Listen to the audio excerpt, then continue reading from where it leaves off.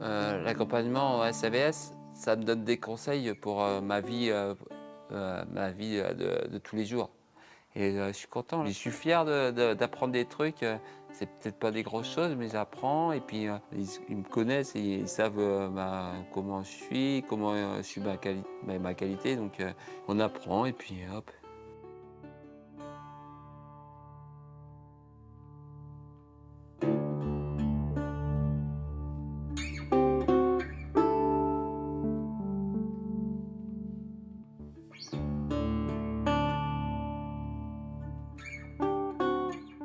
Depuis 1981, l'association Adjesti propose des accompagnements sociaux et médico-sociaux à des personnes souffrant de fragilité psychologique, reconnues ou non, en situation de handicap psychique.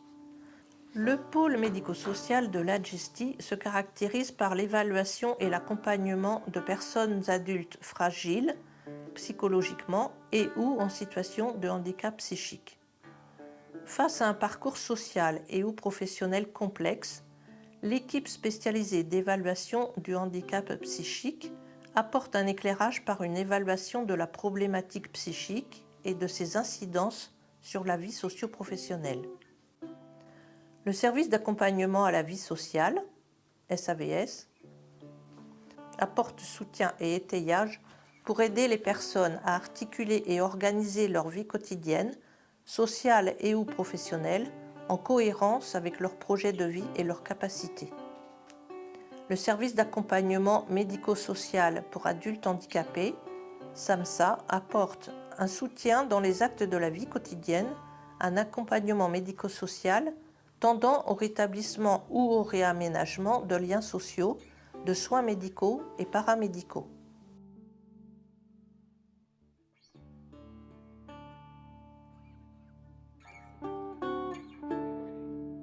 Notre définition du médico-social, c'est de pouvoir aller vers les personnes rencontrées qui sont en difficulté, mais qui ont aussi une potentialité à développer. Et donc, c'est voilà, une démarche propre qui part de la singularité pour essayer de construire dans une société normative, d'essayer de construire quand même un projet qui peut correspondre à la personne tout en étant intégré dans une société qui repose malgré tout sur des normes, mais on se détache de tout ça justement pour essayer de penser un parcours singulier, mais qui aide à l'insertion en fait.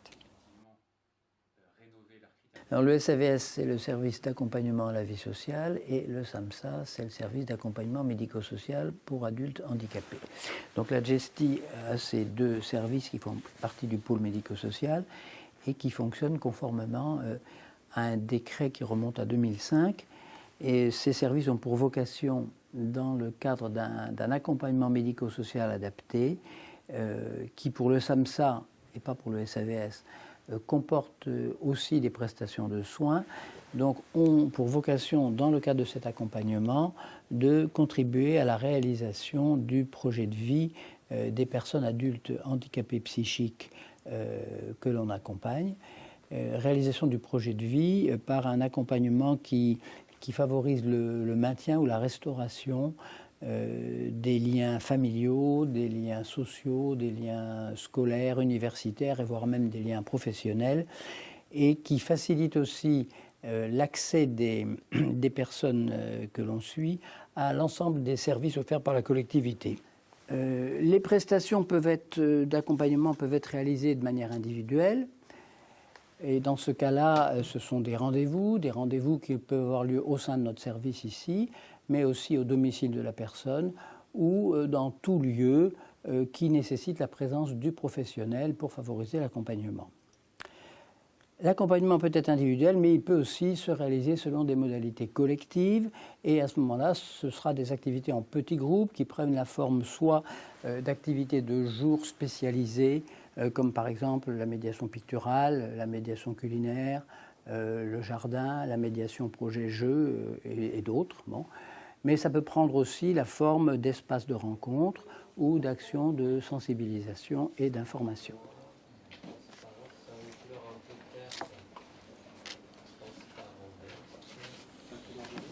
Chacun y va et il n'y a pas trop de limitations, je veux dire, au niveau de la création. Et c'est ça qui est intéressant aussi. et l'encadrement qui est là aussi pour nous orienter, mais aussi faire en sorte de nous amener à une libération quelque part, par rapport à d'autres difficultés du quotidien ou autres. Ça me permet de changer du milieu du travail. Puis j'ai toujours aimé dessiner en fait. J'adore le dessin. Ça me permet franchement de faire une coupure entre le travail et le milieu artistique en fait.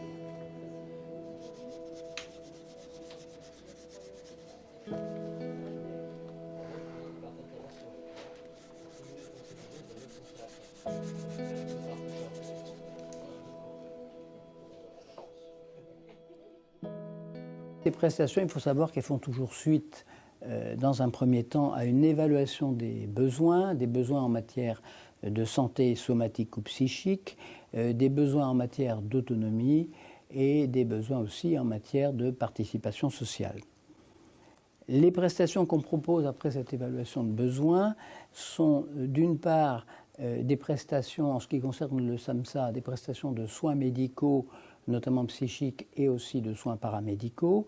Et puis, en ce qui concerne le SAMSA et le SAVS, des prestations en matière d'autonomie et des prestations pour la participation sociale.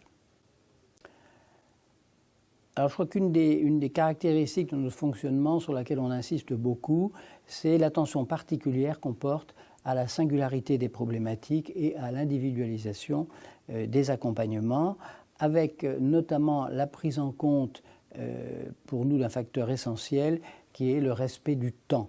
Le respect du temps, le temps qui parfois est long d'ailleurs, pour permettre l'installation d'une relation de confiance entre les personnes qu'on accompagne d'une part et les professionnels, car cette relation de confiance, elle est indispensable pour faire émerger la demande et poursuivre son évolution. Ça permet d'être valorisé.